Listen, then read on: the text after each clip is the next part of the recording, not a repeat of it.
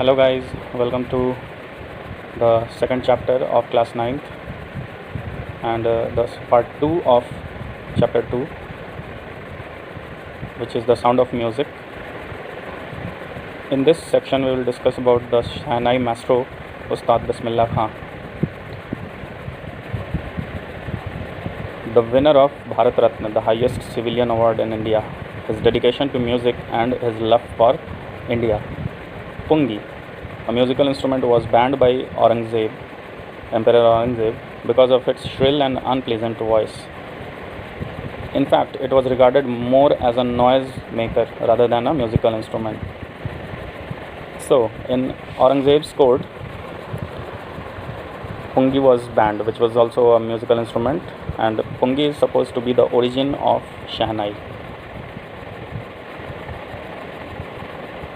It was modified and perfected by a barber, that means a nai, who belonged to a family of professional musicians. He played it in the chamber of the king. Its sound was so appreciated by the emperor that it was made a part of Naubat. Since it was played for the first time in Shah's chamber by a nai, it became to be known as Shahnai, that means Shah Nai. Traditionally, it was played in the temples and was also played in auspicious domestic occasions also. The sound was so appreciated and was made auspicious that it became a part of Indian music.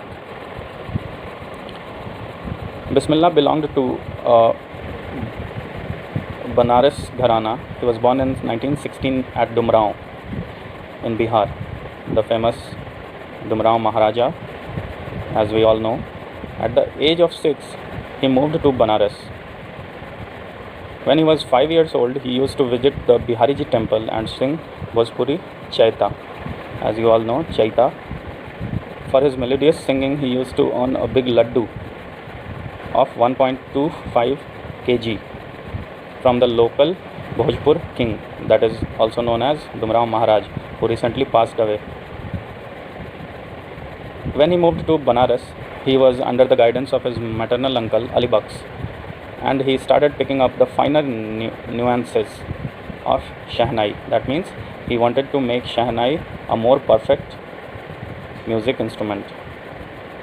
He used to practice on the banks of river Ganges. The themes of his music were deeply affected by the sounds of flowing water of the Ganga. Ustad Bismillah Khan is also a Shahnai maestro. He took to music early in life and he was 3 years old in the company of his maternal uncle.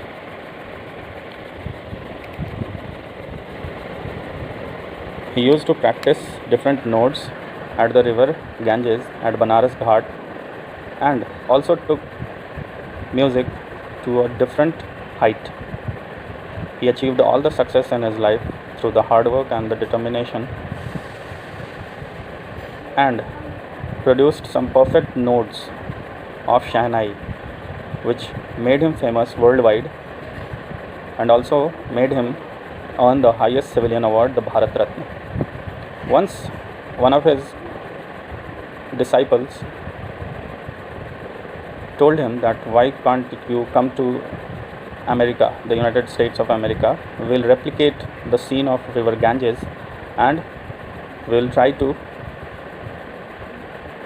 impart education or play music on the replicated version of river Ganges.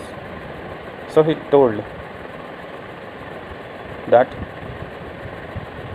you can take everything, the temples of Banaras, the different things, you can replicate everything, but would you be able to carry river Ganges to the United States of America, the natural river Ganges? So this was not only a question, an impossible task also, which was put forward in front of the disciple, the student of Ustad Bismillah Khan. So he was surprised to hear this and could not do anything rather than to pull his feet backwards. So this was the story of Ustad Bismillah Khan. He also played this chapter. The context of the chapter tells you something about the communal harmony, the secularism, There is no difference between Hindu and Muslim.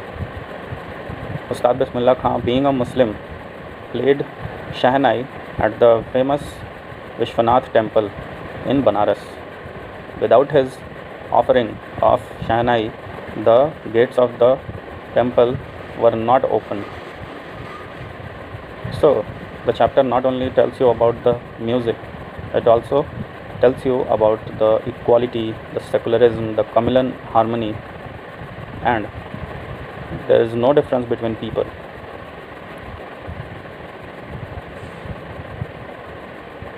This was the end of the chapter, Ustad Bismillah Khan.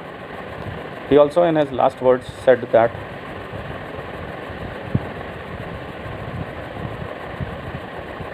you can't take river Ganga to any part of the world, and you can just not replicate everything. Something which is natural can't be obtained anywhere, it can't be replicated. So that's all. We'll move to the next chapter someday another. Thank you.